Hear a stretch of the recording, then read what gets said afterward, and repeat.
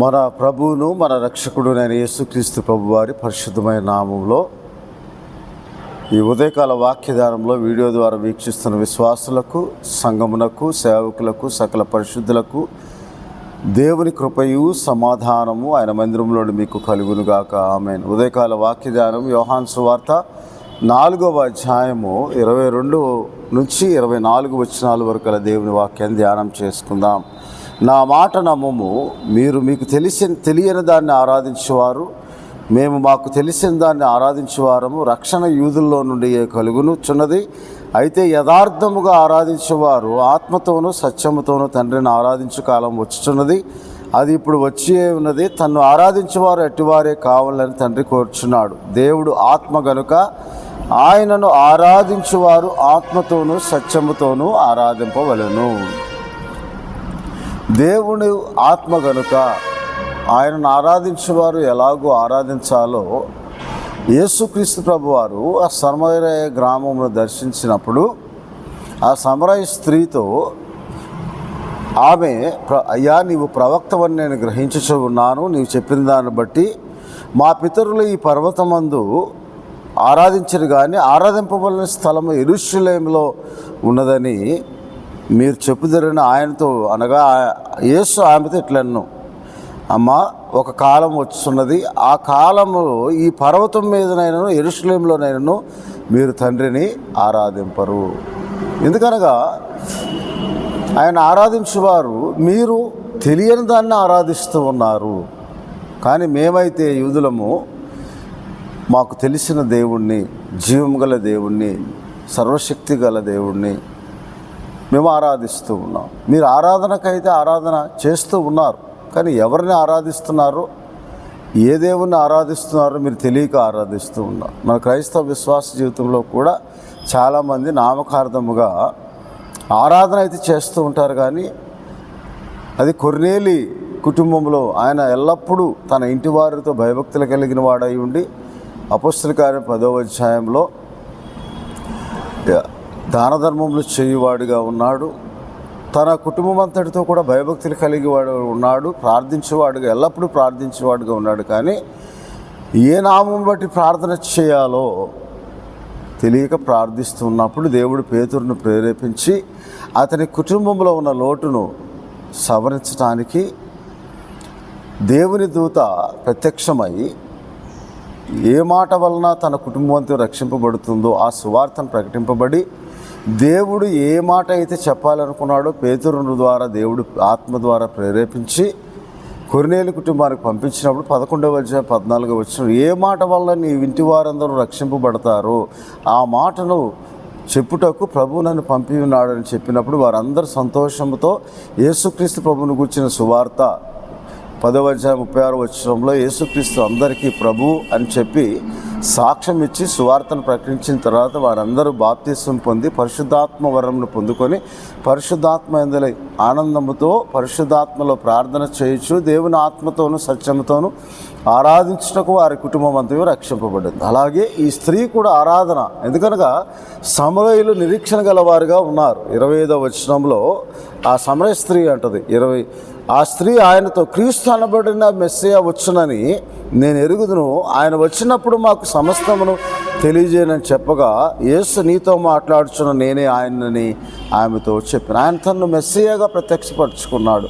వారు కలిగి ఉన్న నిరీక్షణ, మెస్సియా ఏదో ఒక రోజు వస్తాడు, మాకు సమస్తము బోధిస్తాడని చెప్పి వారు శరీర సంబంధముగా మెస్సియా అనబడిన రాజు వస్తాడు, మమ్మల్ని రక్షిస్తాడు అని చెప్పి మాకు కూడా యెరూషలేములోకి ప్రవేశము, యూదులతో కలిసి మేము ఆయన ఆరాధించినట్లు గల ఆ సహవాసం మాకు అనుగ్రహిస్తాడని చెప్పిన నిరీక్షణతో ఉన్నాడు. ఎప్పుడైతే మనం కూడా నిరీక్షణ కలిగి ఉంటామో క్రీస్తు మనల్ని దర్శిస్తాడు.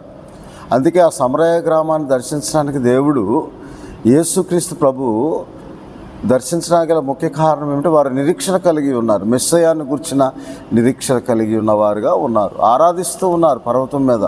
ఆ ఆరాధన ఎటువంటిదిగా ఉన్నదంటే వారు తాముకు తెలియని దాన్ని ఆరాధిస్తూ ఉన్నారు. ఏ దేవుడైతే ఉన్నాడు, కానీ ఆ దేవుని నామం ఎరుగక వారు తెలియక ఆరాధిస్తూ ఉన్నారని దేవుని వాక్యంలో రాయబడి ఉన్న ప్రకారము ఆ ఆరాధన ఆత్మ సంబంధమైనదిగా ఉండాలి. ఆ ఆత్మ ఎటువంటిది అంటే దేవుడు ఆత్మ కనుక ఆ ఆత్మతో ఆరాధించువారు, యథార్థముగా ఆరాధించువారు ఆత్మతోనూ సత్యముతోనూ దేవుని ఆరాధించాలని దేవుని వాక్యంలో రాయబడి ఉన్న ప్రకారము మనము కూడా మన ఆత్మతో దేవుని ఆరాధించాలి. ఆత్మ ఎటువంటిదంటే 1 కొరింథీయులకు రాసిన పత్రికలో ఒక చక్కని మాట రాయబడి ఉంటుంది. ఆ మాటను మనం జ్ఞాపకం చేసుకుందాం. 4వ అధ్యాయము 1 కొరింథీయులకు రాసిన పత్రిక 4వ అధ్యాయంలో ఇలాగు దేవుని వాక్యంలో రాయబడింది. 2వ కొరింథీయులకు రాసిన పత్రిక 4వ అధ్యాయం 15వ వచనం 14-15 వచనాల్లో అపోస్తలుడైన పౌలు విశ్వసించితిని కనుక మాట్లాడితిని అని రాయబడిన ప్రకారం అట్టి విశ్వాసముతో కూడిన ఆత్మ గలవారము అనే పదం ఉంటుంది. మనకు విశ్వాసముతో కూడిన ఆత్మ గలవారమే మనము దేవుని ఆరాధించాలి. ఎందుకనగా దేవుడు ఆత్మ కనుక యథార్థముగా ఆయన ఆరాధించేవారు ఆత్మతోనూ సత్యముతోనూ ఆయన ఆరాధించాలి. ఆ ఆత్మ పరిశుద్ధాత్మ, తండ్రి తన నామమున యేసుక్రీస్తు నామమున పంపిన పరిశుద్ధాత్మ. ఆ పరిశుద్ధాత్మను బడిన సత్యస్వరూపియగు ఆత్మ మనలను సర్వసత్యంలో నడిపించినప్పుడు మనం సత్యముతో ఆరాధిస్తాం.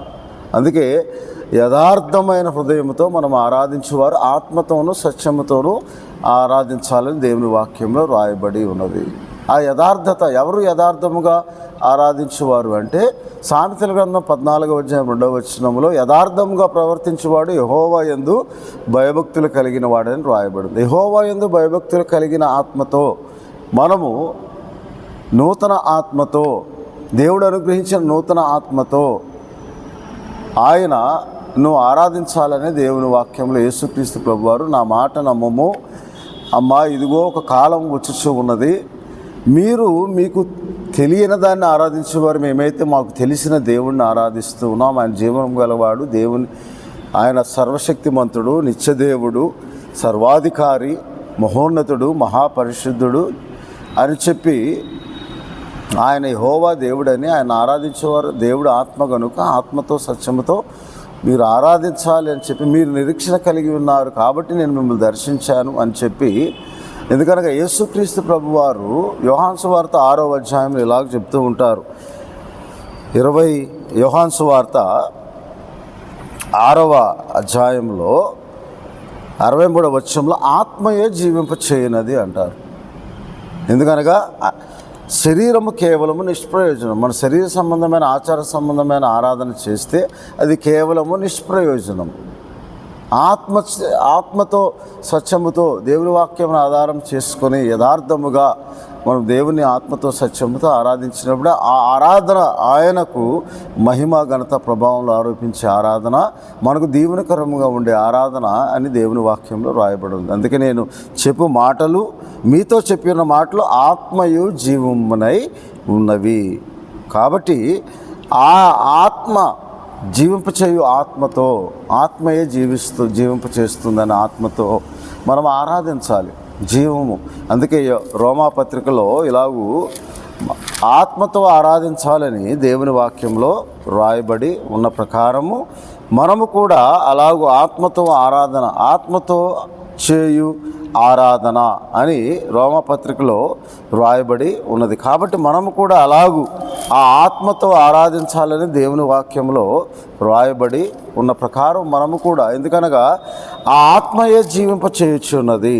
ఆ ఆత్మ యేసుక్రీస్తు ప్రభు ఆత్మ, యేసుక్రీస్తు ప్రభు నామములో పంపబడిన ఆత్మ. కాబట్టి మనం ఆత్మతో సత్యముతో ఆరాధించాలి. ఆ సత్యం అనగా దేవుని వాక్యము. నీ వాక్యమే సత్యము. ఆ సత్యము యేసుక్రీస్తు ప్రభు. ఆ సత్యమును అనబడిన సర్వసత్యంలో నడిపించే సత్యస్వరూపియగు ఆత్మను మనం పొందుకొని దేవుణ్ణి ఆరాధించటకు మన ఆత్మ, ఎందుకనగా మన హృదయము దేవుని ఆలయమై ఉన్నదని, పరిశుద్ధాత్మకు నిలయమై ఉన్నదని, ఆ ఆత్మతో మనం దేవుని మహింపరచాలని, మన దేహంతో దేవుని మహింపరచుటకు మనకు ఆత్మ అవసరమని దేవుని వాక్యంలో రాయబడి ఉన్న ప్రకారం మనము కూడా అలాగూ ఆత్మతో ఆరాధించే ఆ ఆత్మ కొరకు మనం దేవుణ్ణి ప్రార్థన చేయాలి, పరిశుద్ధాత్మలో ప్రార్థన చేయాలి. ఆ పరిశుద్ధాత్మతో సత్యముతో మనం సర్వశిక్షంలోకి నడిపింపబడే ఆత్మతో మనం ప్రార్థన చేసినప్పుడు, ఆరాధించినప్పుడు ఆ ఆరాధన దేవుని దృష్టికి అనుకూలంగా ఉండి మన ప్రార్థనకు ప్రతిఫలము దయచేయబడుతుందని దేవుని వాక్యంలో వ్రాయబడి ఉన్నది. ఆ ఆత్మతో కూడిన అందుకే మానవునికి మొదటి దశలోనికి రాసిన పత్రిక 5వ అధ్యాయం 23వ వచనంలో దేవుడు ఆ సమాధానకర్తయగు దేవుడే మిమ్మల్ని సంపూర్ణంగా పరిశుద్ధపరచును గాక, మీ ఆత్మయు జీవమును శరీరమును మన ప్రభువైన యేసుక్రీస్తు రాకడ యందు నిందారహితంగాను సంపూర్ణంగాను ఉన్నట్లు కాపాడబడును గాక. ఆత్మయు జీవము శరీరము ఈ మూడు మానవునికి ఉంటాయి. ఆ మొట్టమొదటిగా మనము ఆయన సన్నిధిలో నిందారహితులుగా మనం ఉండాలి అంటే మనం ఆత్మతో సత్యముతో ఆరాధించేవారు, యథార్థముగా ఆరాధించేవారు, యథార్థమైన జీవితం, దేవుని దృష్టికి యథార్థముగా ప్రవర్తించేవాడు ఎవడంటే కీర్తన గ్రంథం 24వ అధ్యాయంలో ఇలాగూ దేవుని వాక్యంలో 2వ వచనంలో రాయబడి ఉన్నది. యథార్థంగా ప్రవర్తించేవారు ఎవరంటే యెహోవా సన్నిధిని నిలవదగిన వారు, వారు దేవుని సన్నిధిలో నిలవదగిన వాడు, ఆయన పరిశుద్ధ స్థలంలో నిలవదగిన వాడెవడు, వ్యర్థమైన దాని యందు మనసు పెట్టకయు కపటముగా ప్రమాణం చేయకయు నిర్దోషమైన చేతులను శుద్ధ హృదయం కలిగి ఉండేవాడే వాడు యెహోవా వలన ఆశీర్వాదము పొందుతాడు. యథార్థముగా ఆరాధించేవాడు కపటముగా ప్రమాణం చేయకు, వ్యర్థమైన దాన్ని యందు మనసు పెట్టకు, నిర్దోషమైన చేతులను శుద్ధ హృదయం కలిగిన వాడు దేవుని వల్ల ఆశీర్వాదము పొందుతాడు. అందుకే 15వ అధ్యాయం కీర్తన గ్రంథం 1వ వచనంలో యెహోవా నీ గుడారంలో అతిథిగా నీవు ఉండదగిన వాడెవడు, నీ పరిశుద్ధ పర్వతం మీద నిలవదగిన వాడెవడు, యథార్థమైన ప్రవర్తన కలిగి నీతిని అనుసరించుచు హృదయపూర్వకముగా నిజము పలుకువాడే వాడు యథార్థముగా ప్రవర్తించేవాడు. యథార్థమైన హృదయంతో ఆత్మతో యథార్థంగా ఆరాధించేవారు, ఆత్మతోనూ సత్యముతోనూ దేవుడిని మనము ఆరాధించాలని దేవుని వాక్యంలో రాయబడి ఉన్న ప్రకారం మనము ఆత్మతో ఆరాధించేవారుగా ఉండాలి. యథార్థమైన ప్రవర్తన కలిగి నిర్దోషమైన ఆత్మలో కపటం లేనివాడు. 32వ కీర్తన యెహోవా చేత నిర్దోషిని ఎంచబడినవాడు, ఆ ఆత్మతో సత్యముతో ఆరాధించేవారు, ఆత్మలో కపటం లేకుండా 17వ కీర్తనలో అంటాడు 1వ వచనం 2వ వచనంలో, ఆ కపటమైన పదవులతో నేను ప్రార్థన చేయట్లేదు ప్రభువా అని ప్రార్థన చేస్తాడు.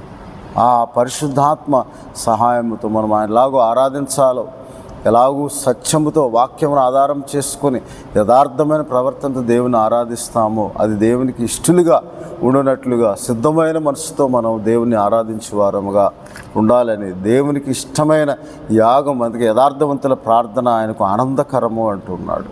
యథార్థముగా ప్రవర్తించే వారికి 84వ కీర్తన 11వ వచనంలో ఆయన ఏ మేలు చేయక మానడు అంటున్నాడు. ఆయన సన్నిధిని నిలవదగిన వాడు, యథార్థముగా ఆత్మతో సత్యముతో ఆరాధించేవారు, ఆ విశ్వాసంతో కూడిన ఆత్మతో మనం ఆయన ఆరాధించాలని, ఆ ఆత్మ అన్ని విషయంలో మనకు సహాయం చేస్తుందని దేవుని వాక్యంలో 1 కొరింథీయులకు రాసిన పత్రికలో ఇలాగ దేవుని వాక్యంలో రాయబడిన ప్రకారము మనము 1 కొరింథీయులకు రాసిన పత్రిక 6వ అధ్యాయంలో ఇలాగ దేవుని వాక్యంలో రాయబడి ఉన్నది. 19వ వచనంలో మీ దేహము దేవుని వలన మీకు అనుగ్రహింపబడి మీలో ఉన్న పరిశుద్ధాత్మకు ఆలయమై ఉన్నది అని మీరు ఎరుగురా, మీరు మీ సొత్తు కాదు విలువబెట్టి కొనబడిన వారు కనుక మీ దేహముతో దేవుణ్ణి మహిమపరచుడి అని దేవుని వాక్యంలో రాయబడి ఉంది. అలాగే 3వ అధ్యాయం 16వ వచనంలో మీరు దేవుని ఆలయమై ఉన్నారని, దేవుని ఆత్మలో మీలో నివసించున్నాడని మీరు ఎరుగురా, ఎవడైనను దేవుని ఆలయంను పాడు చేసినట్ల దేవుడు వాడిని పాడు చేయదు. దేవుని ఆలయం పరిశుద్ధమై ఉన్నది,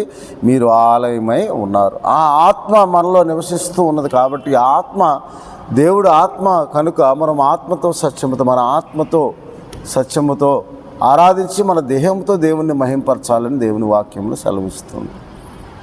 ఆయన మీలో ఉండును. ఆ పరిశుద్ధాత్మ యోహాను సువార్త 14వ అధ్యాయంలో యేసుక్రీస్తు ప్రభువారు 16వ వచనం నేను తండ్రిని వేడుకొందును మీ యొద్ద ఎల్లప్పుడూ ఉండుటకే ఆయన వేరొక ఆదరణకర్తను అనగా సత్యస్వరూపియగు ఆత్మను మీకు అనుగ్రహించును. లోకం ఆయన చూడదు, ఆయనను ఎరుగదు కనుక ఆయన పొందనేరదు, మీరు ఆయన ఎరుగుదురు, ఆయన మీతో కూడా నివసించును, మీలో ఉండును. కాబట్టి అది యేసుక్రీస్తు ప్రభు నామంలో పంపబడిన పరిశుద్ధాత్మ అని 25-26 వచనంలో ఆదరణకర్తగా తండ్రి తన నామంలో పంపబో పరిశుద్ధాత్మ సమస్తం మీకు బోధిస్తాడని 16వ అధ్యాయం 13వ వచనంలో ఆయన అనగా సత్యస్వరూపమైన ఆత్మ వచ్చినప్పుడు మీరు సర్వసత్యంలోకి నడిపింపబడి ఆయన తనంతట తాను ఏమీ బోధింపు వాటిని బోధించి సంభవింపబో సంగతులు మీకు తెలియజేయను నా వాటిలో ఆయన తీసుకొని మీకు తెలియజేయను కనుక ఆయన యేసుక్రీస్తు ప్రభు వారు బోధించిన మాటలను మనకు జ్ఞాపకం చేస్తాడు. ఆ మాటలే సమరయ స్త్రీతో మాట్లాడిన మాటలు. మీరు ఇదిగో అమ్మా నా మాట నమ్ముము, మీరు ఆత్మతో సత్యముతో యథార్థంగా ప్రవర్తించేవాడు ఆత్మతో సత్యంతో ఆరాధించాలి. దేవుడు ఆత్మ కనుక ఆయన ఆరాధించేవారు ఆత్మతో సత్యముతో ఆరాధించాలని, అది విశ్వాసముతో కూడిన ఆత్మతో, మనము రక్షింపబడిన ఆత్మతో, నిరీక్షణ కలిగిన ఆత్మతో మనం ఆయన ఆరాధించాలని, యథార్థముగా ప్రవర్తించాడు యెహోవా యందు భయభక్తి వారిగా మనము నిర్దోషమైన శుద్ధ హృదయంతో నిర్దోషమైన చేతులతో మనము యెహోవా సన్నిధి నిలువబడి ఆయన యథార్థముగా ఆత్మతో సత్యముతో ఆరాధించాలని, ఆత్మలో కపటం లేకుండా ఆయన ఆరాధించాలని, ఆ పరిశుద్ధాత్మకు నిలయమైన మనం ఆలయమై ఉన్నామని, మన ఆలయముగా ఉన్న పరిశుద్ధాత్మకు నిలయమైగా ఉన్న ఆ పరిశుద్ధాత్మ మనలో ఉంటాడు, మనలో నివసిస్తాడు, ఎల్లప్పుడూ మన మధ్య ఉండటానికి తండ్రి యేసుక్రీస్తు ప్రభు నామం పంపబడిన ఆత్మతో మనం ఆయన ఆరాధించాలని, ఆరాధన ఆత్మ సంబంధమైనదని దేవుని వాక్యంలో రాయబడి ఉన్నది. కాబట్టి దేవుని ఆరాధించేవారు ఆత్మ ఎవరు? 2 కొరింథీయులకు రాసిన పత్రిక 3వ అధ్యాయంలో ఇలాగూ 17వ వచనంలో ప్రభువే ఆత్మ, ప్రభు యొక్క ఆత్మ ఎక్కడుండి అక్కడ స్వాతంత్రముండును, మనమందరము ముసుగులేని ముఖముతో ప్రభు యొక్క మహిమను అద్దం వల్ల ప్రతిఫలింప చేయొచ్చు, మహిమ నుండి అధిక మహిమ పొందొచ్చు, ప్రభువుకు ఆత్మ చేత ఆ పోలికగా మనము మాట్లాడుచు మనము మార్చబడుతూ ఉన్నాము. దేవుని వాక్యమును ఆధారం చేసుకొని ఆ ఆత్మ సంబంధమైన ఆరాధన మనం చేయాలని యేసుక్రీస్తు, ఆ ప్రభువే ఆత్మ మనలో నివసించడానికి, అందుకే యేసుక్రీస్తు ప్రభు వారు ఆయన వాగ్దానం చేసిన ఆత్మను పొందే వరకు మీరు యెరూషలేములో ఉండుడి అని లూకాసు వార్త 24వ అధ్యాయము 48వ వచనం, ఈ సంగతులకు మీరే సాక్షులు, ఇదిగో నా తండ్రి వాగ్దానం చేసినది మీకు పంపుచున్నాను, మీరు పైనుండి శక్తి పొందే వరకు పట్టణంలో నిలిచి ఉండుడని దేవుని వాక్యంలో రాయబడి ఉన్నది. కాబట్టి ఆ ఆత్మను మనం పొందుకొని వారమై ఆయన ఆత్మతో ఆరాధించే వారముగా మనం ఉండాలని దేవుని వాక్యంలో రాయబడిన ప్రకారము మనము కూడా చూడండి 7వ అధ్యాయం రోమాపత్రిక 7వ అధ్యాయంలో ఇలాగ దేవుని వాక్యంలో రాయబడి ఉన్నది. రోమాపత్రికలో 7వ అధ్యాయము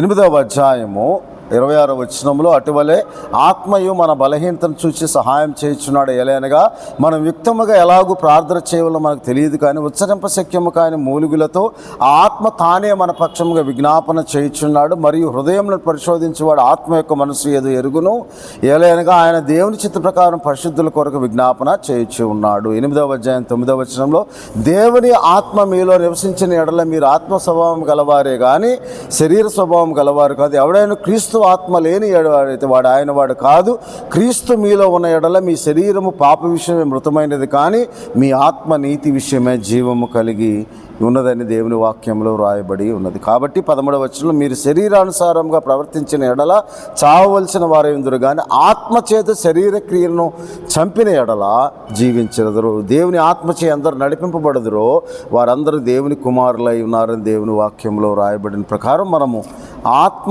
ఆత్మకు సంబంధించిన ఆరాధన చేయాలని యేసుక్రీస్తు ప్రభు వారి ద్వారా మనకు చెప్పబడి ఉన్న, అందుకే ఆ ఆత్మచే ఆరాధన చాలా ప్రాముఖ్యమైనదని దేవుని వాక్యంలో రాయబడి ఉన్నది. కాబట్టి మనం యథార్థముగా ఆరాధించేవాడు దేవుని ఆత్మతో ఆయన ఆరాధిస్తాడని, ఆత్మలో కపటం లేని వాడిగా ఆరాధిస్తాడని దేవుని వాక్యంలో రాయబడి ఉన్నది. కాబట్టి క్రీస్తునందు ప్రియ దేవుని సంగమ, మన ఆరాధన ఆత్మ సంబంధమైనదిగా ఉన్నప్పుడు దేవుడు ఆత్మస్వరూపి కనుక, ఆత్మ కనుక ఆయన ఆరాధించేవారు ఆత్మతో సత్యముతో ఆరాధించాలని దేవుని వాక్యంలో రాయబడి ఉన్నది. కాబట్టి మనము అటువంటి ఆత్మ సహాయం పొందుకొని ప్రభువే ఆత్మగా మనలో నివసించి మనం ఎలాగో ఆరాధించాలో, మనం ఎలాగో సత్యమును నమ్మి సత్యవాక్యమును మనం మన ఆత్మలను రక్షించడానికి విశ్వాసం గలవారమై ఉండి ఆ విశ్వాసంతో కూడిన ఆత్మతో మనం ఆయన ఆరాధించాలని, ఆయన ఆరాధించేవారు ఆత్మతో సత్యంతో ఆరాధించాలని దేవుని వాక్యంలో వ్రాయబడిన ప్రకారము మనము కూడా అలాగూ ఆరాధించాలని దేవుడు మనతో మాట్లాడుతున్నాడు. అట్టి ఆత్మకు సంబంధించిన ఆరాధనను దేవుడు మనకు అనుగ్రహించి ఆత్మతో సత్యంతో మనం ఆరాధించి దేవుణ్ణి మహింపరచేవారం ఉన్నట్లుగా దేవుని కృపా సహాయము మనకు దయచేయునుగాక. ఆమేన్. ప్రార్థన చేసుకుందాం. పరిశుద్ధుడవును మహోన్నతుడైన తండ్రి, మిమ్మల్ని ఆరాధించేవారు ఆత్మతో సత్యముతో ఆరాధించాలని మీ వాక్యం ద్వారా సెలవిచ్చారు. క్రీస్తు ఆత్మను మాలో ఉంచి పరిశుద్ధాత్మ సహాయం ద్వారా మిమ్మల్ని ఆత్మతో సత్యముతో ఆరాధించి ఆత్మ నడిపింపు, ఆత్మ సహాయం మాకు దయచేయమని ఈ వీడియో ద్వారా వీక్షిస్తున్న ప్రతి ఒక్కరికి అట్టి ఆత్మ సహాయం, ఆత్మ ఆదరణను ప్రభువా, విశ్వాసంతో కూడిన ఆత్మను మేము మిమ్మల్ని ఆరాధించాలో మాకు నేర్పించి మీ నామమును మా దేహంలో మహింపరిచి మాలో నివసించిన పరిశుద్ధాత్మ సహాయంతో పరిశుద్ధాత్మలో ప్రార్థన చేయొచ్చు. మీ నామమును మహిమార్థమై జీవించి మీ నామమును తగిన మహిమ ప్రభావాలు ఆరోపించే ఆత్మకు సంబంధించిన ఆరాధన చేయువారముగా మేము ఉన్నట్టు సహాయం చేయమని మా ప్రభువును రక్షకుడైన యేసుక్రీస్తు వారి పరిశుద్ధమైన నామమును ప్రార్థన చేయించున్నాం తండ్రి. ఆమేన్. తండ్రి అయిన దేవుని ప్రేమ, ప్రభువును రక్షకుడైన యేసుక్రీస్తు వారి కృప, పరిశుద్ధాత్మనిచ్చే ఆదరణ సహాయము, ఆత్మతో కూడిన ఆరాధన మనం జరిగించినట్లుగా ఆ సర్వసత్యంలోకి నడిపించే ఆత్మ, దేవునే ఆత్మ మనలను ఆత్మతో సత్యముతో బలపరచి ఆరాధించుటకు, మహింపరచుటకు, కొనియాడటకు గల సహాయం దయచేసి మిమ్మల్ని మీ కుటుంబంలో ఆత్మ బలపరిచి ఆశీర్వదించునుగాక. ఆమేన్. దేవుడు మిమ్మల్ని దీవించునుగాక. ఆమేన్.